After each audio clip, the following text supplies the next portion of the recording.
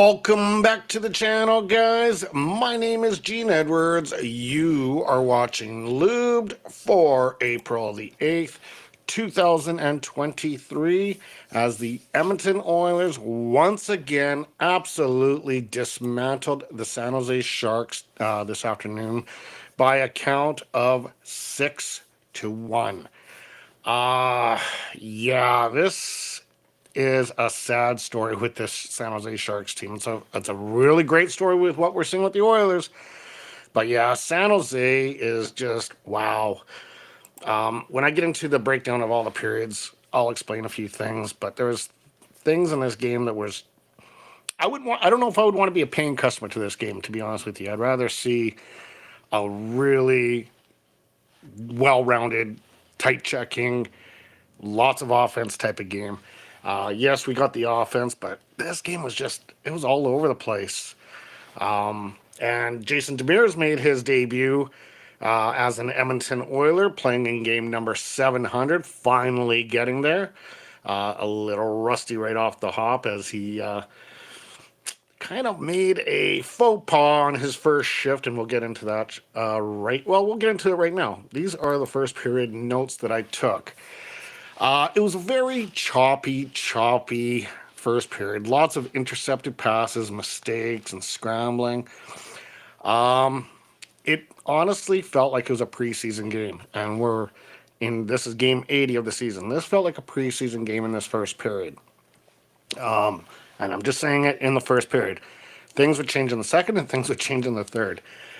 But Jason Demers, yes, his very first shift, a huge turnover. It led to Hurdle capitalizing on a goal. The broadcast crew was mentioning that Cody Ceci was out back in Edmonton, as he's expecting the birth of his first child.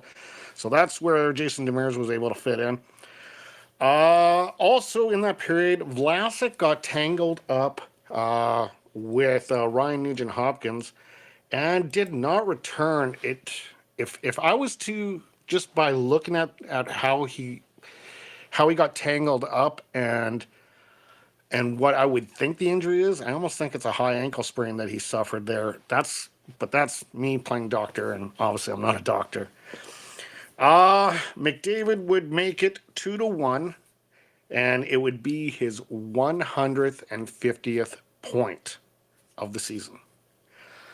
It's been since 95 and 96 that this has happened.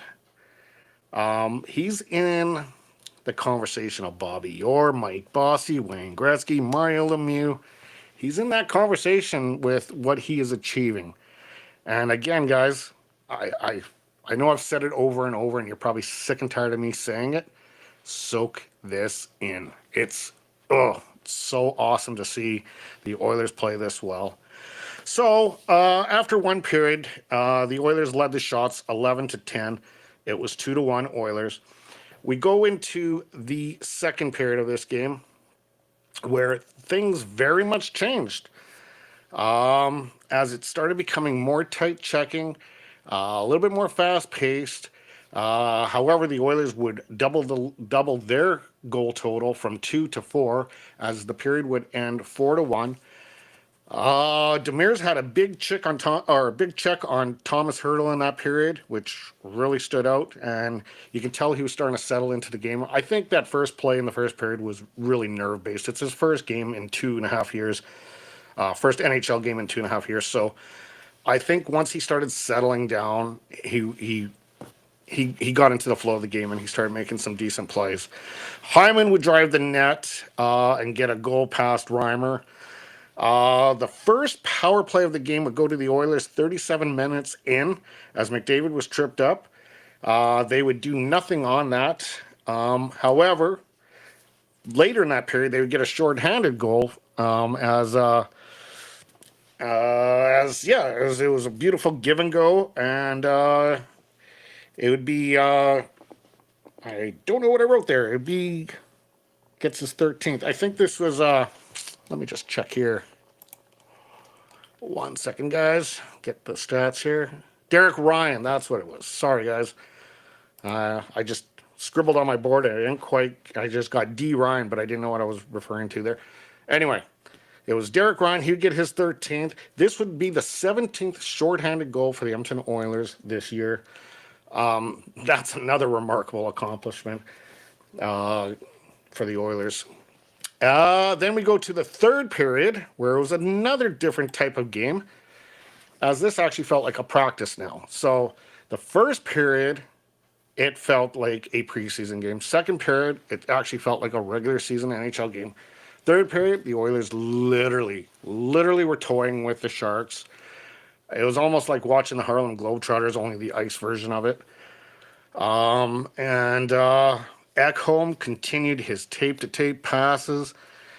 Huge night for Ekholm, and I'm going to get into that fairly shortly. But, yeah, at this point in time, the Oilers were in full control. This game was over. Broberg would add a goal, and then McDavid would cap it. 6-1 was your final. They will meet one more time. There's only 2 games left in the season, as they will meet on, I think it's Thursday. I'm not exactly sure when they will, but they do end off the season together, and that'll be in Edmonton, that game later this week. 2 games left. They play Colorado on, I believe, Tuesday, and then they will end the season off in Edmonton against the San Jose Sharks. So, Vegas did lose today. However, it was in a shootout. So, if it boils down to a tiebreaker, there's still a couple games left, but if it does boil down to the tiebreaker, Edmonton would win the Pacific if it gets to that point. However, we need to still, I think Vegas is going to have to lose a game outright for sure. Yes, Vegas will have to lose at least one game outright, and then the Oilers have to kind of run the board. So I'm going to be honest with you guys. It looks like it's going to be Edmonton having home ice against the Los Angeles Kings. They will not get the Pacific Division. I'm just pretty much, it looks like that. It's not official yet, but that's kind of the direction it's going. The Oilers will finish off this game tonight with a record of 48-23-9 for 105 points. 2 games remain for the playoffs. And, yeah, things are clicking on all cylinders with this team. Goaltending's working. Defense is working. Darnell Nurse has improved, I think, because he's not responsible for the whole load of things, and he's sharing it now with Ekholm. A lot of good things now. A lot of good things. Like, I haven't complained about Darnell Nurse in a few months. And then prior to Ekholm, I was probably complaining about him once every 2 or 3 games. So, yeah, very, very impressive effort by Ekholm, which now brings us to tonight's X Factor, or this afternoon's X Factor. Yeah, let's get into that right now.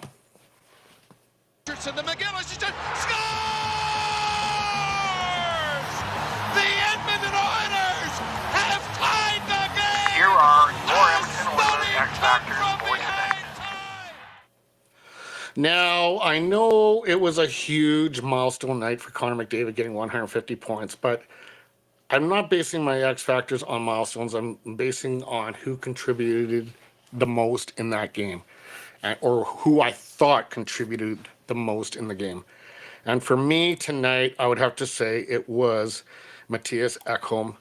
A +6. He had 1 assist, but he was just solid all the way around. Solid on the D, on the back end. Solid with his passing. Beautiful tape-to-tape passes. So many odd man rushes were created by him. Yeah, this one goes to him. An amazing night for him. And yes, Connor, 150 points. That's definitely an honorable mention, without a doubt. We haven't seen numbers like that for 25 years, so I have to give him an honorable mention. But as far as the game goes, the actual game, a +6 is a pretty remarkable stat. Now, I know a lot of you guys don't really care for the plus-minus stat. It does have its place, and I can understand I've heard the arguing points on it where people don't care for it as much either. Okay, so that brings us to what is up next for the Edmonton Oilers as they will take on the Colorado Avalanche, 7:30 Mountain Standard Time on Tuesday, and then wrap up the season. I believe it was Thursday. I don't quite remember. I don't have that information in front of me. However, they will wrap up the season series at the end of the week, and then it's the playoffs. And ladies and gentlemen, I am feeling good going into this year's playoffs.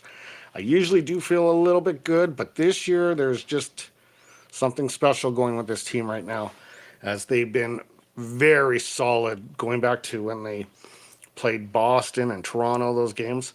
Very, very solid, really starting to come around, really starting to fine tune their game. The big thing is they need to stay healthy throughout the playoffs. And that could be the difference of a Stanley Cup or not. And as for your comments, no comments. So I am going to log off here and wrap it up here. I'm thrilled to see what the Oilers can do. And it'll be nice to actually watch them play against a competitive team next game in the Colorado Avalanche. I think it should be a high-octane game. Colorado Avalanche, by the way, don't have Cale Makar. I think he's out with an injury for a long-term injury, so that could affect their chances of getting the repeat. Anyway, guys, if you are witnessing my channel for the very first time and you like the content I bring, feel free to hit that like, share, and subscribe button. As for the rest of you guys, enjoy the rest of your afternoon. And always stay happy, stay healthy, stay hydrated. We will see you Monday night when I do the preview for the Avs. Have a good one.